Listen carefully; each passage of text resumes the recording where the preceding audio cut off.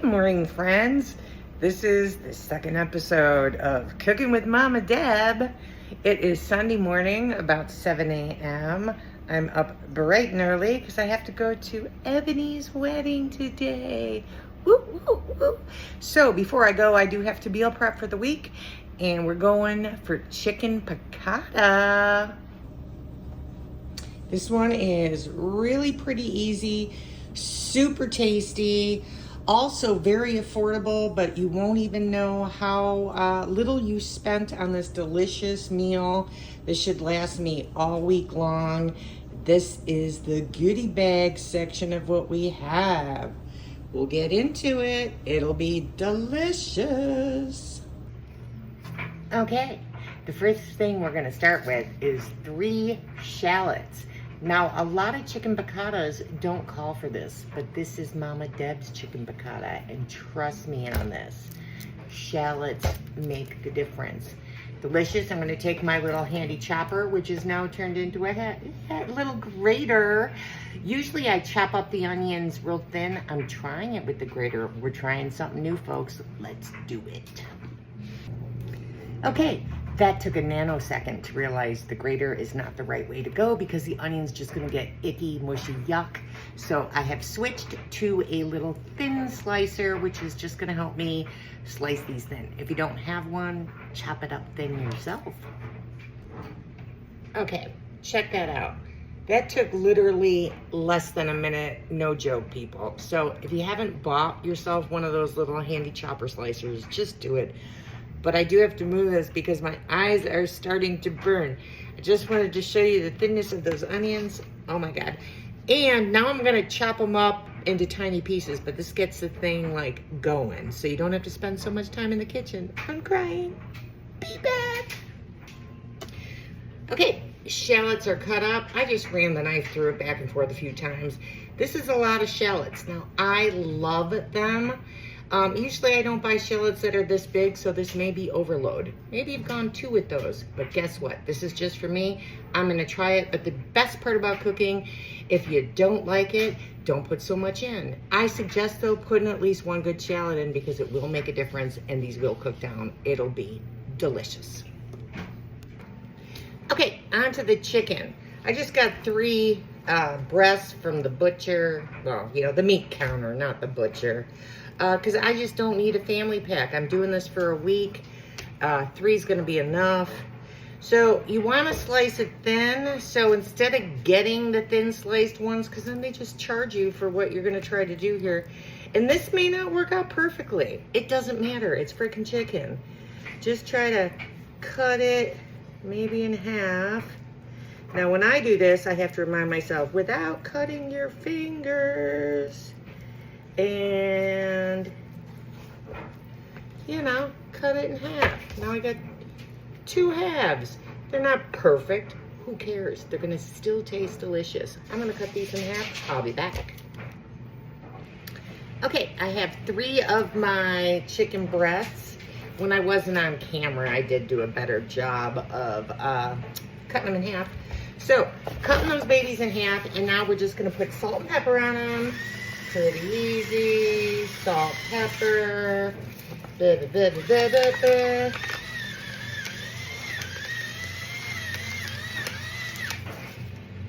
And then I'm gonna throw this stuff on. It's called piccata. I don't know. I found it online. Apparently, it's a European seasoning. I'm gonna throw it on. It's good for meats and all this stuff. You don't have to do this, honestly, and most people won't because I never even heard of this stuff. I thought I'd give it a shot, but it really, salt and pepper is all you need. And then you're gonna take a plastic bag or whatever and pound this stuff. Why am I doing this? Well, I'm doing this because every recipe I read says pound it. And I think, you know, the reason is you're trying to get it to be, I guess, one size. I don't know. Keep them uniform. Make it, I don't know. Whatever reason I'm doing this, everybody says do it. So guess what? I don't need to reinvent the wheel. If they say do it, and it's something this easy, I'm gonna do it. I put the salt and pepper on first because I don't know if it matters, but to me it feels like I'm banging the seasoning in. Who knows? Coming back. Well, you know, I should have done this first. Chop the parsley. I did wash the parsley. It's all nice and clean. And the reason I should have done it before the chicken is so I didn't have to use another cutting board plastic. Because once I cook, you know, raw chicken, I don't want to, that's the end of that cutting board for me. So this isn't like critical, and there's no reason that, you know, it has to be done this way other than saving on dishes, which I am a fan of. So I'm just gonna cut up some fresh parsley. I mean, you can use dried, but honestly, parsley is so freaking cheap, and getting a fresh herb in there just makes the difference in any recipe. So if you can ever get the fresh herb, spend the buck, spend like a minute chopping it up, it's gonna elevate any recipe you have. Okay, next up on the same cutting board so I don't have to use another one, taking the lemon, which I have washed. Oh, and I like to use this vegetable wash. It's really awesome. Makes everything taste better, but do what you want to.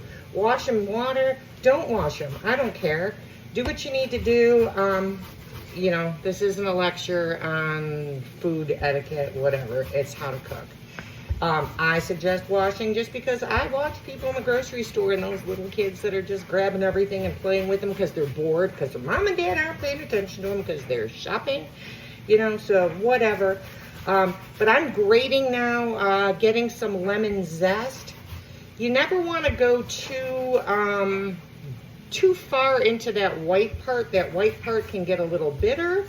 I don't think it affects it that much, but if you have a whole lemon and you can just try to get those yellow bits, why not do it? So I am taking the zest of one lemon. You don't have to do this. If you don't have a zester or you just don't want to do it, you can totally skip this part. It's not going to really make or break you. I don't know. I just do it. Okay, now I have the one lemon I zested, the other one I didn't. 2 fresh lemons. I'm gonna juice them in my juicer to get some fresh squeezed lemon juice. Again, you don't need to do this if you don't want to. You can use the lemon juice that you buy from the store. Just do the 100%, you know, real lemon juice stuff, not like a sweet syrupy stuff. Okay, so I took the chicken breasts and just threw them in a bowl and tossed them in just plain old white flour. There's nothing special here. I got a pan, put some oil in. I actually used a high heat oil, coconut oil, and then I threw a little olive oil in because, like, I really am an olive oil person. And we're basically just going to wait until the oil's hotter. And once the oil gets hotter, we'll put the chicken in and start cooking it. Okay, I had to make sure that it was going to be hot enough before I put the chicken in and turned on the video. It is. So I'm just going to cook a couple of these at a time.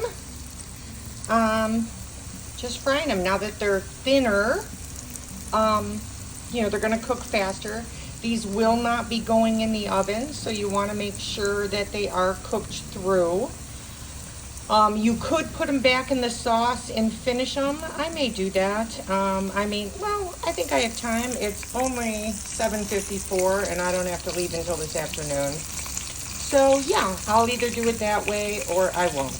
But either way, cook it through, or you can finish it off in the sauce when the sauce is done. I typically will cook these all the way through. And I'm just gonna fry these 2 at a time so they don't steam. They get a little bit more crispy, and we want that flour to get into the oil because that's actually going to help our sauce. Okay, chicken's out. There's the flour. I'm just popping all of my onions in. I left all, that's the grease and the flour that came off of the chicken. And now we're going to put in those shallots. I'm going to turn the heat down a little bit. I'm going to add a little bit more olive oil. There we go. Get those babies going. I'm going to let these saute up quite some time before I start adding in the rest of the liquid. Our chicken is over here. Look how beautiful that all looks. That's just gonna sit in that pan while we work on this sauce. So right now, I'm just gonna cook these up a couple of minutes before I start adding in the rest of this stuff to get this sauce going. Okie dokie, it's only been, I don't know, 5 minutes, maybe 10 tops. I don't even think it was that long. And I've just been kind of scraping the little dry flour pieces off the bottom of the pan. It's gonna be less cleaning. And it also gets the flour back into this sauce. So this is just the oils. And I had used a little coconut oil and olive oil to fry up the chicken. So it's just the oil that I used to fry up the chicken, the shallots that I cut up, the flour that came off the chicken, and a little bit extra olive oil because I thought it needed it. So now that we have that, I'm going to take 2 cans of chicken stock, pour it in, 1, 2. And then I got a little box of wine. I did a Pinot Grigio, white wine you want to do. This is actually the best wine I have ever bought. And you know why? Because when I was at the grocery store and I picked this up yesterday, the guy asked me for my age and I gave it to him and he says to me, "Girl, whatever you're doing, keep it up." Huh. Love that guy. So if you see me strutting around the grocery store, you're going to know why. It's because I want to find that guy and just hug him. Okay, so back to this. This is going to now sit here. I have it kind of on medium. I may turn it up a little bit because we want this to reduce. This is a reduction sauce. We're not going to put the lid on it. I am going to do something too, because I like to do this whenever I'm using a chicken. I throw a little bit of chicken base or, you know, a little bouillon into it as well. Kind of zaps up the little chickeny flavor a little bit. You certainly don't have to, but this is kind of a cheat that I always do. So I'm going to cheat. I'm going to add in probably about, I don't know, teaspoon, tablespoon I'm going to throw in there. And then we're just going to let this cook down for a while and until it thickens up. And I'll get back to you. So this is where I have it. It's simmering down. You want to get it bubbling because it does have to, you know, evaporate and get down to a thicker type of consistency, which is going to make a delicious sauce. I turn this down to medium heat. Just going to keep letting it go for a while till I see it reduce some more. Okay, now I have some capers. Non-pearl capers. These are actually little flowers. If you had unbudded flowers is what a caper is. According to Siri, who calls it Bon Appetit, Bon Appetit magazine says you should rinse these. And the reason you would rinse them is to remove the excess salt. Hang on, Mate. I don't find them salty. I find them, they are briny, a little tangy. I drain them. You can, and I'm not a salt person, so, you know, do what you want to. It's not to clean it like you do with rice. That's nothing to do with what the washing process is. It's to get some of the brine off, but I enjoy that. I'm leaving it on. Do what you will. Now this is still reducing. I don't know what time I started the reduction. But the nice thing about this is you don't have to sit here and be in the kitchen looking at this thing. I've been doing laundry, changing sheets, taking out garbage, doing a whole bunch of stuff. And every once in a while I come back, give it a little stir at the bottom, and then walk away. Again, I want this to be a little thicker. So what's happening is the liquid's evaporating. We're going to be keeping the flavor. The house smells wonderful. So more to come. Okay, this is about where I want it. Starting to see the onions here. Sauce is reduced. So I don't want it to get too minimal because I do want sauce. So now what I'm going to do is add in my lemon juice. That's the juice of 2 lemons. I'm gonna add in my, oh my goodness, parsley and I'll scrape the rest of that off in a second, but that's the parsley and the lemon zest. Gonna throw in the capers. And then I'm gonna throw in a chunk of butter. I would say this is probably about half a stick. Oh, geez. I guess I should have used the thing. Gotta go. Hold on. Okay, I wanted to get the butter in there. I don't obviously have my little tripod right now, so. And then I scraped off the rest of the lemon zest and the parsley. So now this is all gonna just kind of mix into the sauce. It's gonna be delicious. You get the idea. I don't need to sit here stirring. I'm gonna melt the butter and then just let this kind of cook a little bit longer. Not too long, but enough to get these flavors all blended. I'd say, 5, maybe 10 minutes. I'll keep an eye on it. Okay, I'm thinking it's good. Everything is melted and blended. So all I'm gonna do, and I'm gonna try to do this with one hand, is pour it over my chicken. Okay, you get what I'm gonna do. Gotta go. Okay. The sauce is now sitting over this chicken. It's been sitting here for a while. The reason I have a lot of sauce is I like it. And I'm gonna put it on top of another dish. Now, a lot of times people like to do this over pasta, which is really good. You can make a side dish of pasta, super good. I, on the other hand, decided to opt for, I roasted some cauliflower while you guys weren't around, and I made some just tri-colored quinoa. A little bit high protein, less carbs, but it's also something that's going to go really well with the lemon sauce, and it's like a good side.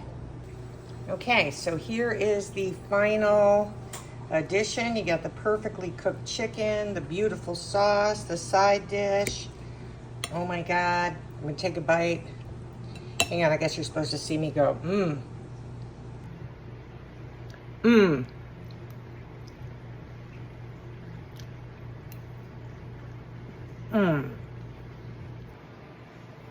All right, guys, so that's it for this morning's Cooking with Deb show. Hope you enjoy it. This is a regular thing I make. Super good, really super easy. Time is just the sitting on the stove. Highly suggest it. Goes great with pasta, goes great with vegetables, just goes great on its own. But I love that sauce, so if you can put it on something else, delicious. Enjoy your day. Bye.